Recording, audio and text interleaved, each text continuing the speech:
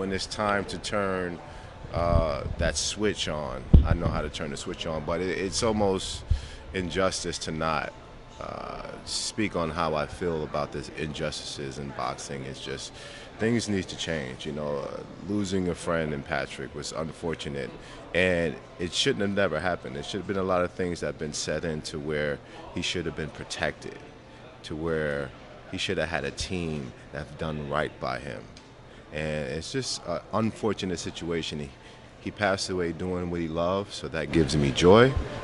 But at the same time, knowing that he didn't need this sport, and knowing that he was a great person and he touched everybody's heart that he came in contact with, including mine, on a whole nother level. Like, people truly don't understand how this kid impacted me. And I was the reason why he started boxing. And he shared that message with me one time when we were sparring and we came in a locker room together. And I never felt so humbled in my life, because here was this kid who was so articulate, so respectful, so gentlemanlike, was giving me some form of genuine praise and respectfully saying that I admire you. I had never had that happen, and it changed my outlook on that from that point on.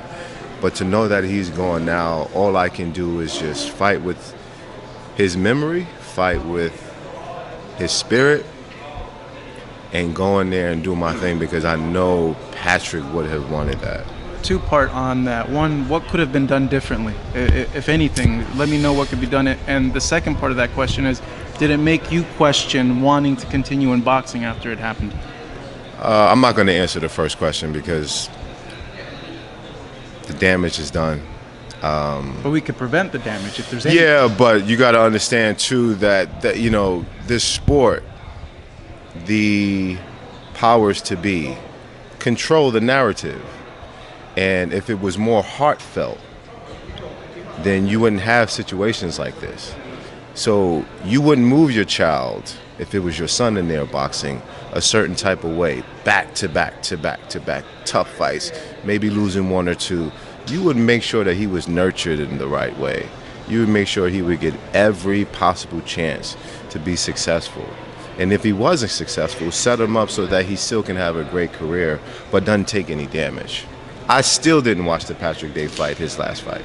I didn't see any highlights. The only thing that stays in my head is the image when he was on the ground. And that is like something really hard to deal with.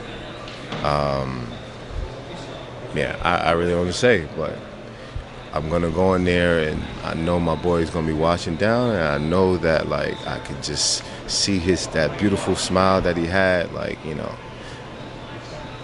Still on your mind a lot, huh? Still on my mind. I mean, his trainer and his team told me the last thing that he had said before going into the ring, because, when I was young, I used to have braids. And he had just recently got his fresh cornrows, and it was like, man, Patrick, you're looking good. He was like, yeah, I'm looking like a young Danny Jacobs. Hearing that, man, that touched me so much,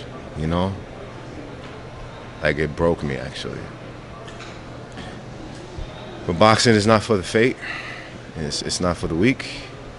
You have to keep on keeping on. So it's unfortunate situations like this that you're going to realize that you're human and that you're impacted by things like this, or people who are so beautiful.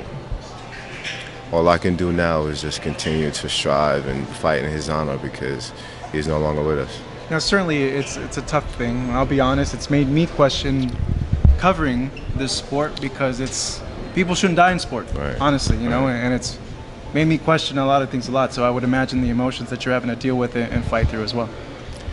It's a lot, because, man, fighting is a mental thing anyway.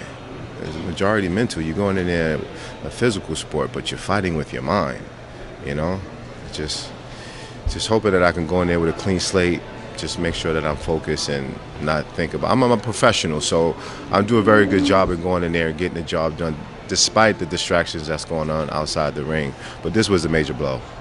Speaking of this fight, it's your first fight at 168. You mentioned up there that you feel better, yeah. that that you didn't feel right before because it is a tough weight cut. Is that what you're alluding to? That the weight cut would hamper your performances in the past? 100%. I think that if you was to see me leading up to the gym to where I'm at my comfortable weight, you'll see how I'm performing inside the ring. Till it's actually time to get inside the ring, when I've cut all that weight, you'll see the difference in my performances. So it's evident. I know what I need to do to change it. Those changes are made.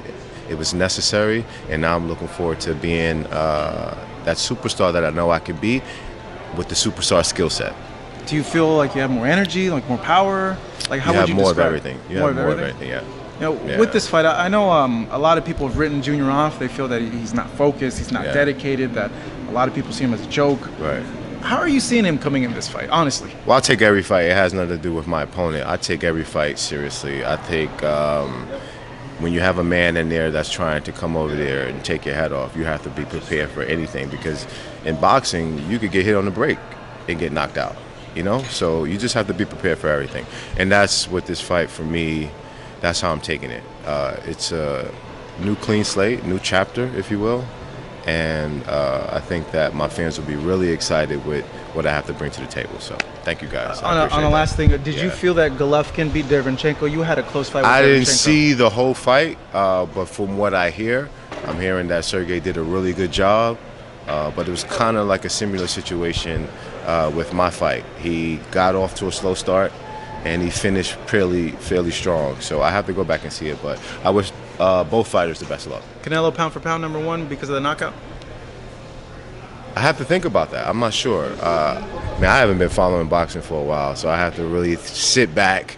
But T-Bud, to me, I still feel like T-Bud is my favorite, because style-wise, man, I think he has it all.